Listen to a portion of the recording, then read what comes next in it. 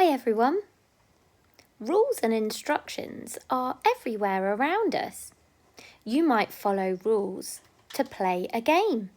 You might follow a set of instructions to help you know how to bake a cake.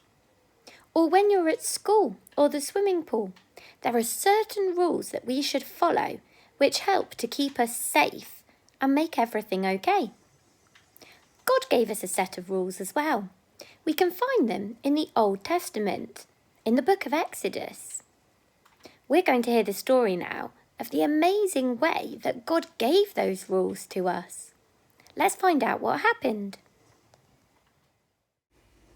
Exactly 3 months after the Israelites had left Egypt, going through the Red Sea which God had parted on both sides, they reached the desert of Sinai. The Israelites camped in the desert in front of the big mountain. Then Moses went up onto the mountain to meet with God. The Lord called to him from the mountain, and this is what he said. Say this to the family of Jacob. Tell this to the people of Israel. Every single one of you has seen what I did to the people of Egypt. You saw how I carried you out of Egypt, just like an eagle carries her young on her wings. And I brought you here to Mount Sinai, to me. So now I want you to obey me and keep my agreement. And if you do this, you will be my special people, chosen from all the nations. Even though the whole earth is mine, you alone will be my special people, a nation that belongs to me. You must go down from the mountain, Moses, and tell the Israelites these words. So Moses went down, and he called the leaders of the people together, and he told them all of the words that the Lord had commanded him to say. All of the people answered together, "We will do everything he has said." So Moses took their answer back to the Lord. And so the Lord said to Moses, "I will come to you in a thick cloud, and I will speak to you. The people will hear me. I'm going to do this so that all the people will always trust you." So Moses told the Lord what the people had said.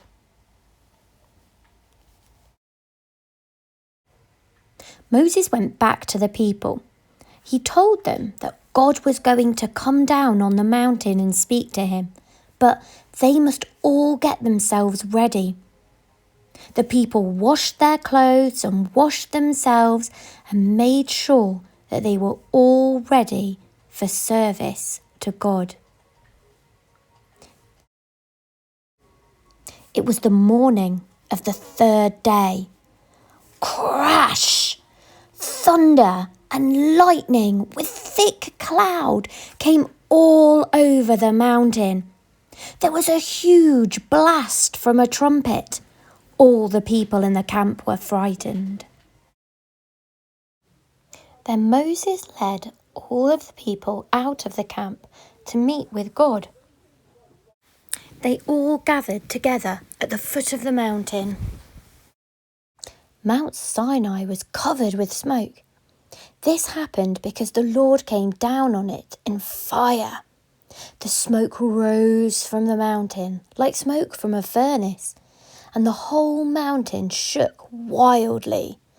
The sound from the trumpet became louder, and then Moses spoke, and the voice of God answered him. So God called Moses to come up to the top of the mountain, and Moses went up. Then God spoke all these words. "I am the Lord your God. I brought you out of the land of Egypt where you were slaves. You must have no other gods except me. You must not make for yourselves any idols. Don't make something that looks like anything in the sky above, or on the earth below, or in the water below the land. You must not worship or serve any idol. You must not use the name of the Lord your God thoughtlessly. Remember, keep the Sabbath as a holy day. You may work and get everything done during 6 days each week, but the seventh day is a day of rest to honour the Lord your God. Honour your father and your mother. Then you'll live a long time in the land. The Lord your God is going to give you this land. You must not murder anyone. You must not be guilty of adultery. You mustn't steal. You mustn't tell lies about your neighbour in court. You must not want to take your neighbour's house. You must not want his wife or his men or his slaves. You mustn't want his ox or his donkey. You must not want to take anything that belongs to your neighbour. And so the Lord finished speaking to Moses on Mount Sinai.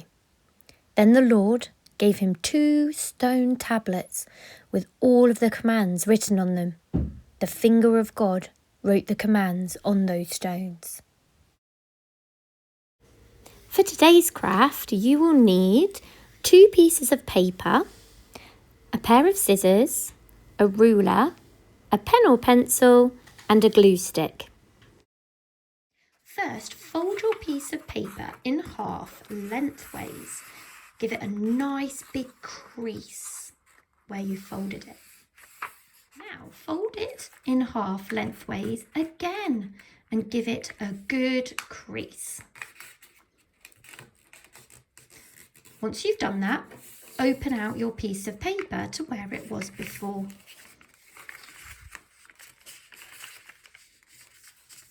Now we're going to fold it in half again, but the other way, horizontally. Give it a good crease. Now fold it in half again. Give it a nice crease and then open your paper out all the way so you can see all of those creases you've made. These creases are going to be our different pieces of paper inside our book. Take your ruler and pen and put it along the first crease. We're going to draw a line from one end all the way across to the third section, like this. Now place your ruler again on the next crease. This time we're going to start at this end and draw our line 3 sections across. For our last one, we're going to move our ruler onto our final crease. And it's going to be just like this first one. We're going to start at the left-hand side and draw our line 3 sections across. These lines show you where you need to cut with your scissors. Make sure you don't cut all the way across, just where your lines are. Cut carefully along your 3 lines. Now we're ready to fold. Fold the first page in, make a good crease.